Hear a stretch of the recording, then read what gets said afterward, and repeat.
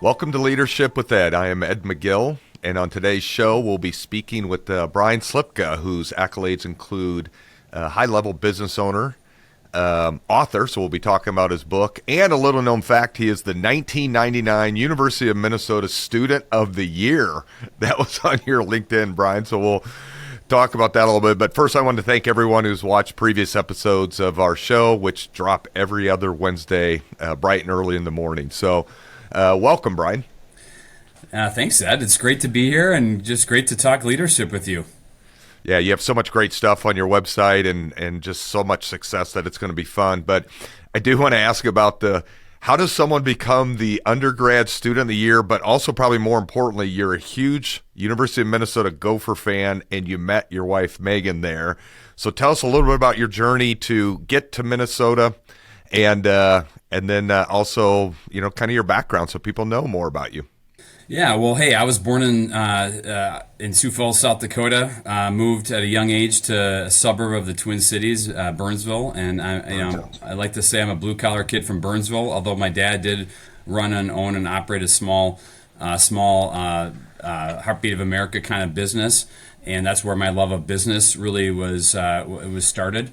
And then when I went to the university, I decided to go to the University of Minnesota, and I got into the Carlson School of Business. And so, like that undergraduate Student of the Year award was for the Carlson School. So it wasn't for the whole university, but it was for the business school. And so, I think I met my wife while I was at the university. She was studying to be a teacher. I was in the business school, and so she liked to say, she'd go over to the business school, and businesses would be courting us students with free lunches and all that stuff. She'd go over, she'd go back to her school of education, and she'd have to get something out of the vending machine.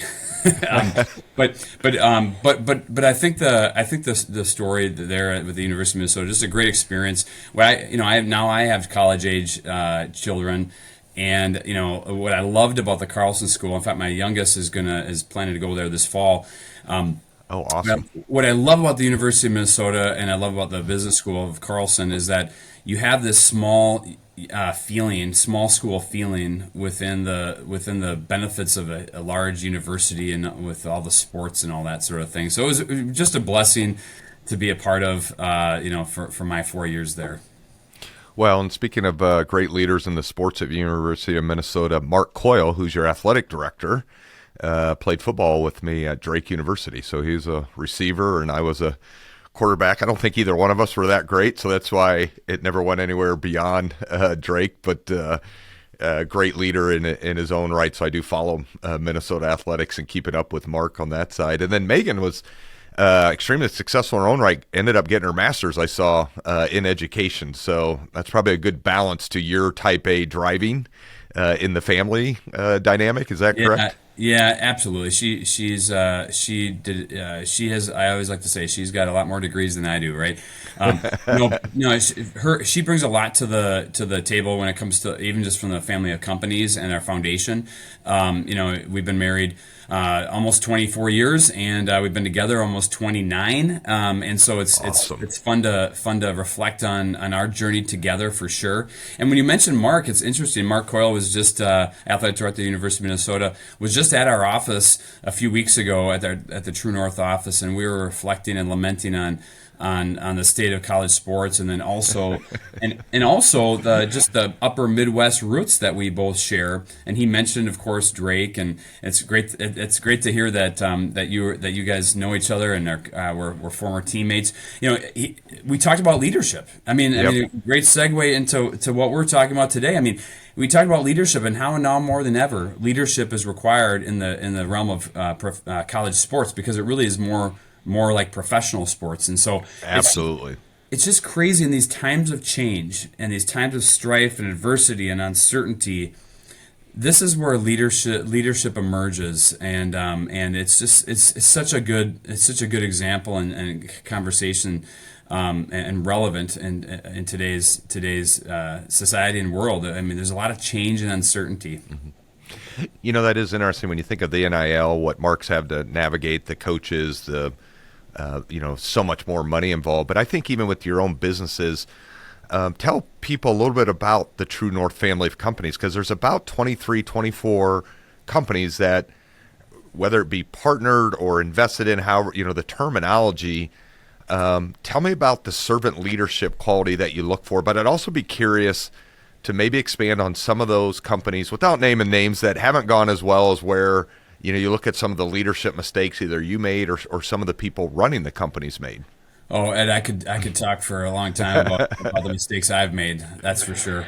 But in a nutshell, True North is a family of companies. So the common thread is that I am, the controlling owner of these businesses, and or sole owner of these businesses. But aside from that, the common thread is that we share this common culture of how we go about running the businesses, the leaders within the businesses, how they go about running the businesses.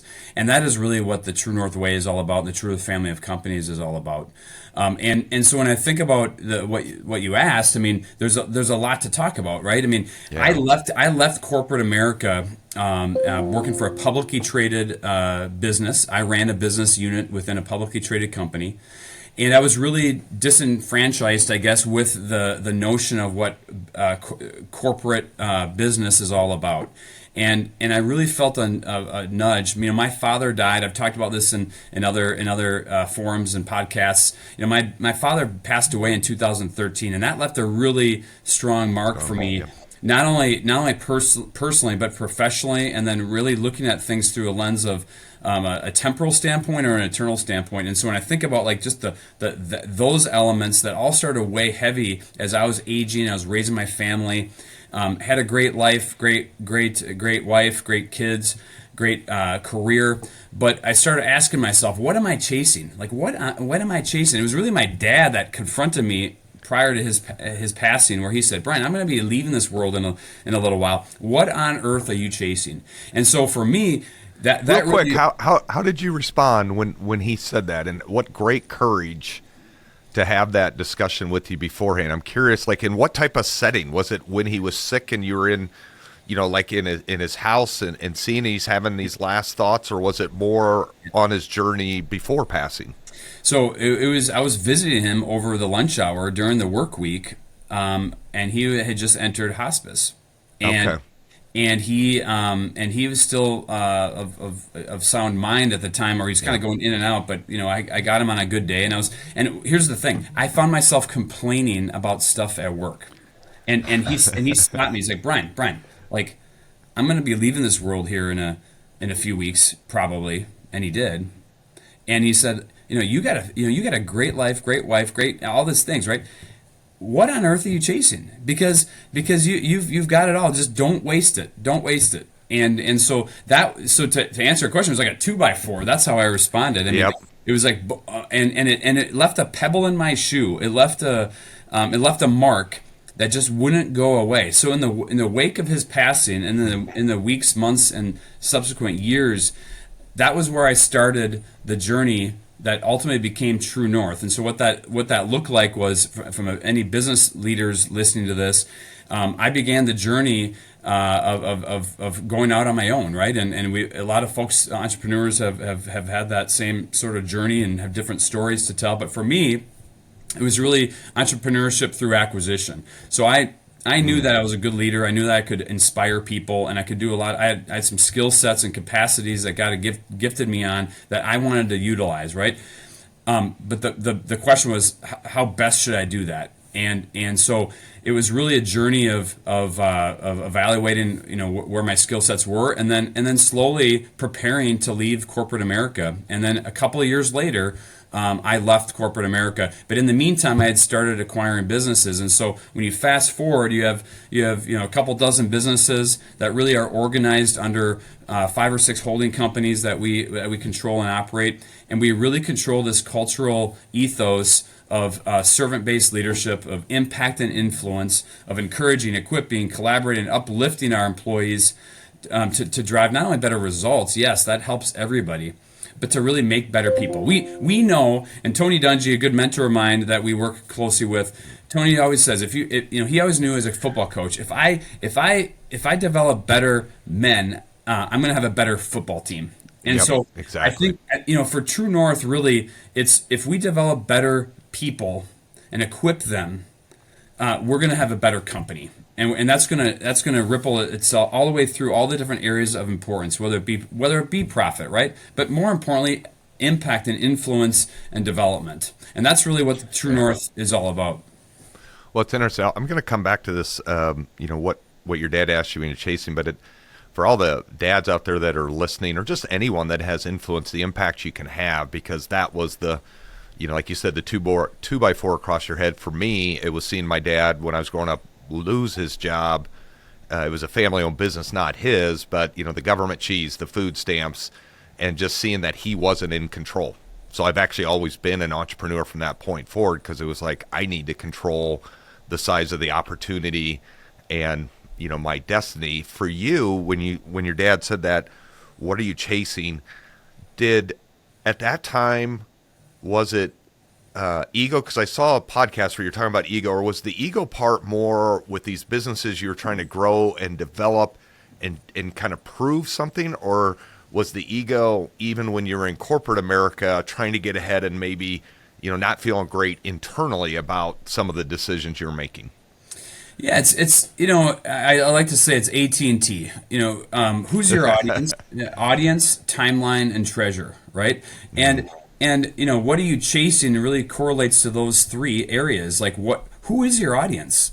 Like is it audience of man? Is it audience of fellow peers to say, hey, look at me, check me out, look at what I've accomplished? Because that will leave you hollow and empty. I'm just telling all the leaders out there right now that ain't gonna get you very far. It might help you win the day, but week, month, year, and lifetime.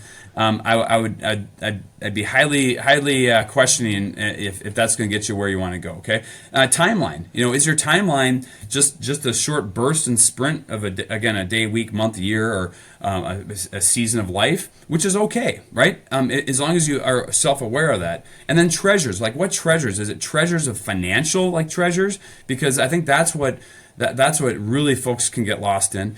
Is it treasures of just being a social media influencer, or being a really popular person, or that sort of thing, or power, if you will? Or is it something that can be more transcendent? And so for me, when my dad asked me, what are you chasing?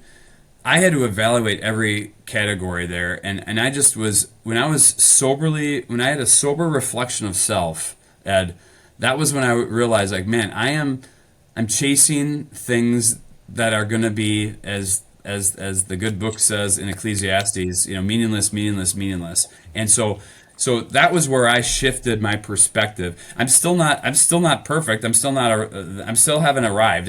It's a sanctification process, as I like to say. It's like I can be a little bit better every day, and that's actually what drove me to write the book Winsome, because I'm still struggling with it, just like everybody else is. And that's the essence of my leadership, and essence of the True North leadership and the ethos, is that we're vulnerable, we're self-aware, we self-reflect actively. None of us have a bat 1,000. I think about perils of leadership. None of us are know-it-alls. None of us know it all. The first thing I want to admit to tell everybody is I don't know it all. Okay, I'm going to screw up. Please forgive me in advance. I ask for your grace in advance. And I think even just that sort of, palms open and sort of a surrender of pride is really what I needed to do. And the conversation with my dad really started that journey where it stuck. See, and that's awesome. And when you think about, after your dad passed, who have been the other truth sayers in your life? I saw you're a part of YPO. Has that been a group of other leaders, or has it been your wife? Who's really been shaping you now, that 12 years since your dad passed away? I think I'm going to go right to my wife for sure. Absolutely. That's actually very wise. That's why I put that in there, so you could just hop on that one and say. But definitely. A good mentor of mine. So my wife and mentors, and actually some of my mentors, including some folks of wide recognition and acclaim and prominence have been very overt about sharing with me. I mean, like, I spent a good chunk of my first decade plus of marriage kind of doing what I felt like was best. It was all for the right reasons, right? It was, and so as a leader, I would ask anybody listening, like, you may be doing things for all the right reasons, but are you seeking counsel from folks that you want to, truly share life with? And I was making some big, bold, do I dare say even maybe reckless decisions, again, all for the right reasons, to grow my business, to grow. I mean, even recently, over the last 4 or 5 years, I still am struggling, where I just go. And that is a cautionary tale. And so being really mentored by folks and seeking counsel with my wife. So this is where I'm going with this, is what I really have taken away is my wife and I we don't make any big decisions anymore. I don't make any big decisions without her counsel. Without her, yep. Even if she doesn't know anything about the topic, her instincts are pure because she knows me very well, obviously. And I've even started asking my now adult kids, what do you think? And I think that's really helped them develop. So this is what's so great about True North too, is like we really pour into the younger generation, and me going and asking them, what do you think? What an empowering way to lead, right? And when I go to my kids and say, what do you think? What do you think Dad should do here? I mean, that's pretty empowering for the younger generation that's coming up. Hopefully everyone wrote that down. And when you see me writing, that's just me writing notes myself. But two things there of, including your spouse, because the spouse may not know the actual making of the widget or the product, but what Brian said is they know you.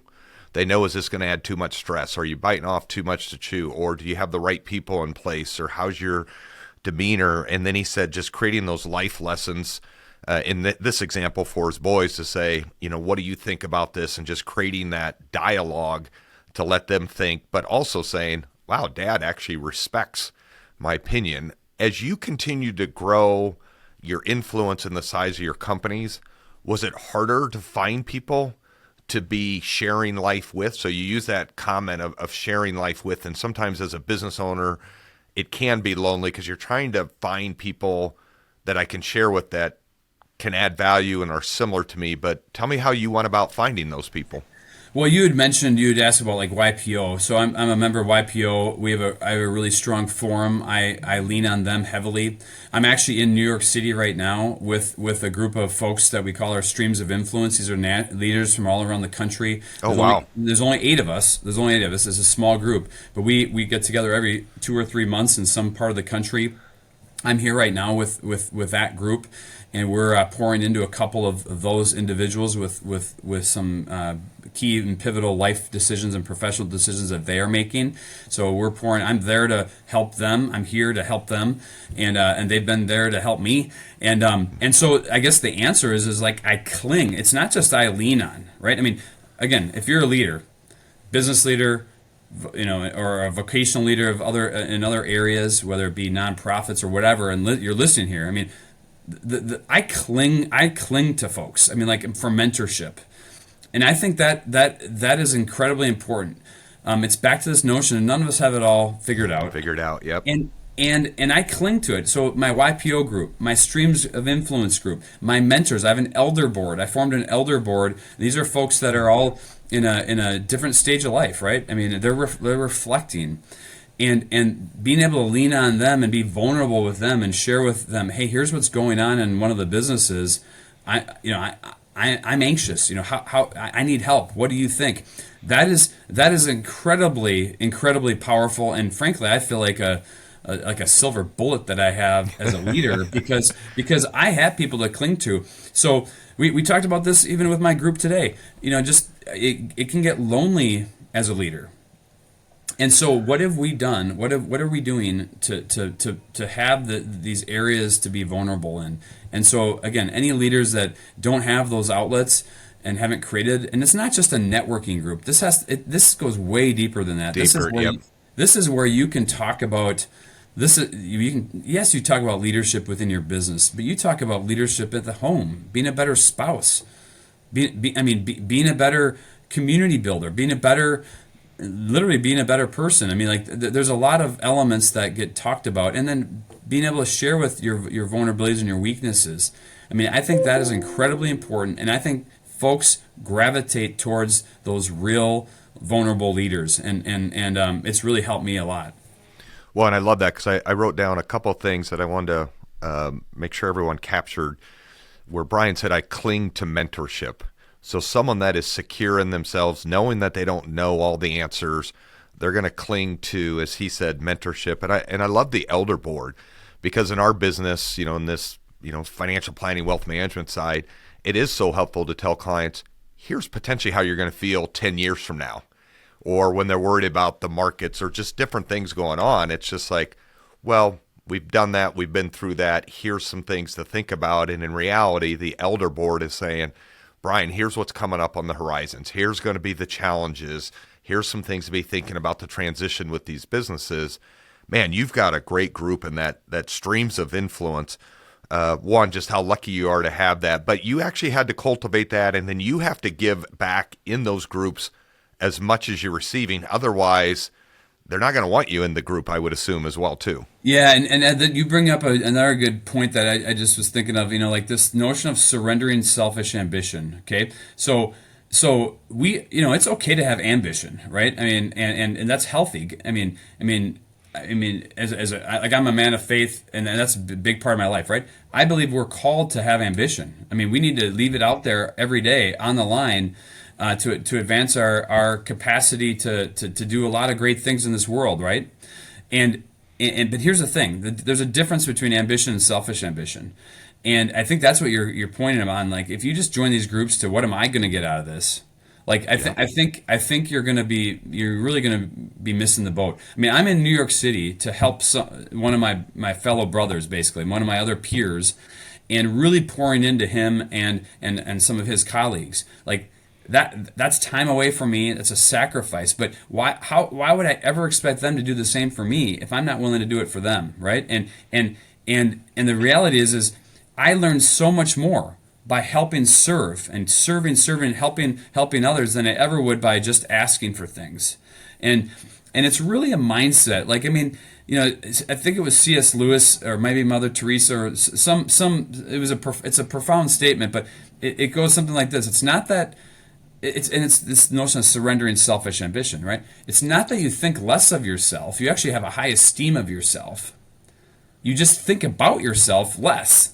So think about that. If you're focused on others and not worrying about your own issues, and getting all of the things that you want to achieve and do and accomplish and all that, and you're focused on serving others.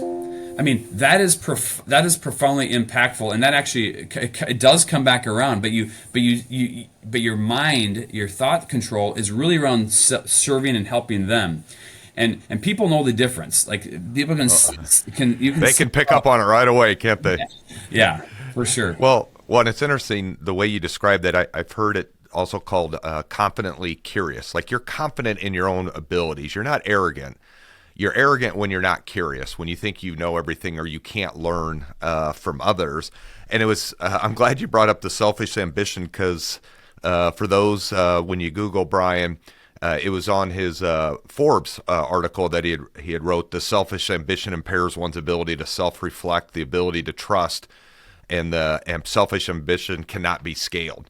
So if you do have selfish ambition, what I took from that last one, and correct me if I'm wrong, cannot be scaled, you are going to hit an upper end limit. Like, people will realize what you're doing. You will hit just some natural barriers versus having ambition, but servant ambitious or helping other mentality. That's what's really unleashed you to continue to grow and really hit some bigger heights, is what I would assume that meant. For sure. I mean, selfish ambition truly does not scale. And if you unpack that, it's indisputable, right? I mean, the brutal truth is when you have selfish ambition, you're advancing your individual cause, right? And so that's not going to be able to ultimately scale. And right, wrong, or indifferent. I mean, and it'll hit people in different ways. I mean, they still may make a fortune in the process. They may still be super multi-million influencers, whatever the unit of measurement criteria. Yeah. But at the end of the day, I mean, I've been around some folks that have had an incredible amount of uber wealth, and are extremely lonely. In fact, I just had dinner with somebody a few weeks ago, and I just felt bad. I mean, excuse me. I mean, they've had a ton of success. They're really well known, but then they were going home to their really big house, really fancy house, by themselves, and they're aging and they're getting older, and they don't really have anybody to share life with. And I mean, how sad is that? So, like, again, what are we all chasing as leaders? What are we chasing? I mean, are we trying to create an echo effect of what we've been able to affect on early in our careers? I hope so, because disciples who make disciples, right, folks? We can have an echo effect of impact and influence. That is what True North is trying to do. Frankly, is we try to train our younger develop. We actually have a virtue class that we send a lot of our young leaders through, so they can learn from Aristotle. What did Aristotle talk about these virtues, and what does that mean in today's? Oh, what a great idea! Because there's a lot of virtue signaling, right? I mean, you go on social media and people say, "Hey, look at me, look at what I'm doing," profound reflections and all this stuff, which is some of that's good, right? But the bigger issue is it virtue signaling or is it virtue training? Are we actually learning virtues? And again, I speak from humbly where I don't have it all figured out, and I think from that beginning is what's allowed True North to be successful, is frankly expressing that we don't have it figured out, but here's what we stand for and here's what we're striving for. That's pretty powerful.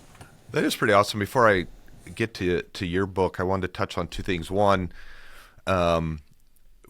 if you listen to what Brian said, he's interwoven so much about that true meaning is, you've heard him mention about Megan and the relationship there and including him. You've heard him talk about his sons. You heard him talk about his dad. Then you heard him talk about his friends, this inner circle. So at the end of the day, it is your relationship with your spouse, which is the greatest gift you can give your kids in that stable environment, the relationship with in his example, his boys.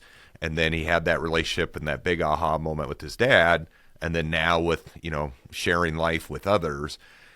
The last two things, Brian, one would be, tell us a little bit about how the True North Family Foundation is interwoven into the company.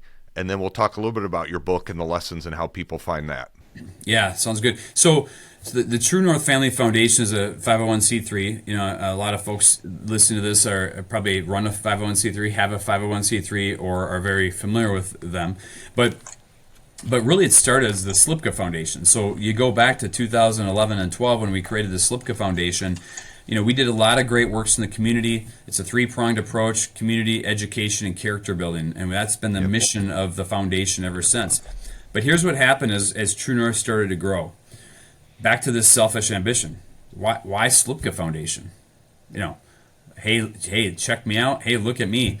And my wife and I, it started to become very unsettled. Our kids were actually coming home and saying, "Dad, like, why do we have a foundation named after?" Like, and it really was. It was really eye-opening, I guess. Exactly. Those kids are smart, aren't they? Yeah, and we just were like, we got to surrender that selfish ambition, like to have it be, with our name. I mean, anyway, so that led to us changing it to the True North Family Foundation, and really it's interwoven where we have obviously employee matches. We do a lot of things, again, the three-pronged approach of character building, education, and community, and bringing those three together. And so there's a lot of good things we've done that's come out of that, but it's interwoven into the businesses. And so the businesses feed the foundation feeds the businesses, and it's been a good spirit and partnership, and it's a collaborative element that we believe has been a big game changer for True North. But the bigger thing, as far as back to the sanctification for myself as a leader, was, it's not about me. It's not about me. Yeah. It's just like, get out of the way. I would love nothing more as a business leader, and I've told this to a lot of my folks. In 20 years, it would be great if True North is continuing to have impact and influence, and its reach continues to grow and extend, right? That would be awesome, Lord willing, right? But more importantly, I want it to be, hey, look at that company, True North Family of Companies. How great are they? Oh, and look at all the good that they're doing and the impact that they're having. Who's the guy that Start that again. Like get out of the way, Brian. And I'm talking to myself here. I got to Yep. get out of the way and just really, really focus on the mission. And that's been probably my biggest leadership lesson in the last few years is just getting out of the way. And yet I'm still very much. It's a very much. I'm still leading, but I'm leading by surrendering selfish ambition, surrendering even in some cases the outcomes, in order to do what I know the culture needs more than what I personally am going to gain from it. And that's been the profound leadership lesson about me getting out of the way. That's awesome. I've heard so many business owners say the more irrelevant I become, the faster we grow. And you're also equipping these young leaders when you said that you have your almost like own academy and let them learn about their own development skills. And the last piece, this is actually a great book. So by the time this drops, we'll be by the time this podcast drops, we'll be right in the middle of baseball season. The book is Winsome, 5 Proven Life Strategies to Win in Relationships by Brian Slipka. And it actually shows up on a number of different places where you can buy it besides Amazon, then also the True North Family Foundation. So the proceeds from the book going to that. But they really had, it's tied to I know it's tied to your love of baseball. You own the Sioux Falls Canaries, which is fun. There's so many different it's about a baseball player, a dad, and his relationship with his son and his dad. And I'm just looking at here, grab your bat, the on-deck circle, bat, and then the batting cage, that reflection, on there. But maybe just end with, what inspired you to write this and what are you hoping people, get from the book? Yeah, I mean, the book was really a byproduct of what we've talked about today, right? I mean, the reflections and the journey and the sanctification of being a little bit more self-aware on who I am and what I was chasing, and maybe the flaws in that. And so I think the book Winsome is when you read the book, I'm a mild version of the protagonist Sam in the book. I mean that is the real truth. As you, since you've read it, I know you. I mean that there's some ugly parts in that, right? I mean where Sam makes some big mistakes, and mine might not have been as dramatic, but as Sam's in the book, but nonetheless very very similar sort of approach, and I think a lot of it comes down to, we can all have the best of intentions. I don't doubt a lot of humanity's intentions and leaders' intentions aren't for the right. I mean, they're almost always for the right things, right? Mm-hmm. Yep. But the manner in which to achieve them, and the notion of this of surrendering the selfish ambition and the selfish motives and thoughts in the book Winsome. I mean, Sam the protagonist had to learn, and so he was able to learn through the help of mentors, a mentor, one in particular, to really help him come alongside. And he actually learned from his son as well. And I think there's this, so there's a lot of messages around you. We learn from everybody. If you're a father or a mother, you're learning from your kids. You're learning from your grandparents, your folks that you might think don't have any more value to bring you anymore, right? We're always learning from all types of folks. And the book really just represents like how we need to get our head and heart right, and the methodology. There's a 5-step process to really get your head and heart right on being able to be winsome. And it's the reason why the book Winsome, it's called Winsome, is because the definition of the word winsome is you're sort of adapting to the situation, and you're coming alongside people instead of being, instead of doing this, you're like this, you're shoulder to shoulder, and you're being winsome. But also just 2 words, win some. It's not a win lose. It's a winsome. I mean, like you aren't focused on just winning and losing. You're focusing on advancing, and that fundamentally that's a different methodology and philosophy. See, and I love that last part for everyone there where he said it's about advancing and win some. I picture, you hear the phrase win-win. So many interactions can be, I got to make sure I win and that other person loses. And what it is, let's just get to neutral, and then I win some and then you win some. And then everyone gets to advance from there, was one of the great messages from the book. Yeah, no, I appreciate that, and that, the whole win-lose, type of thing, or win-win. I mean, I don't doubt most leaders want to seek a win-win, right? But how many leaders are like, as long as I win, that's the first priority, even if somebody else loses. And that's the subtlety and the distinction of Winsome is, I may have to sacrifice my win or part of my win to make sure that they don't lose, right? I mean, Correct. it sounds so elementary, but when as a leader and as leaders listening to this can attest, it's a lot harder, when the rubber hits the road. And how can you come to that mindset of Winsome? It's not that you're avoiding truth or that you're compromising and rationalizing. It's quite the opposite. But it's that you're coming alongside and advancing. It's a different mindset, and that's hopefully what the book can help leaders understand. Well, it's an awesome book. That's actually how I first heard about Brian, and then heard it from Jordan Montgomery, and really enjoyed that. And Brian, for you to make time for us and our audience today while you're in New York on an important meeting and just a lot of things that you have to do, it's been a tremendous pleasure to spend this time and learn more about this. And how wild is that you just had Mark Coyle in your office?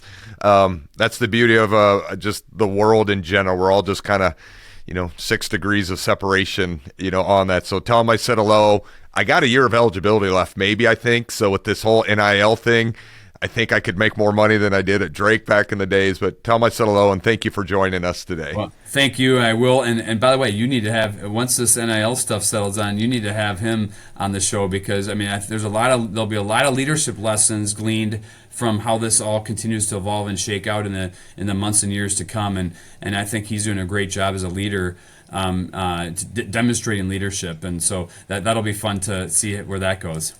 Tell him I'm going to be calling him. So that's all for this episode. Come back in 2 weeks for more leadership tips. Until then, I'm Ed McGill for Leadership with Ed.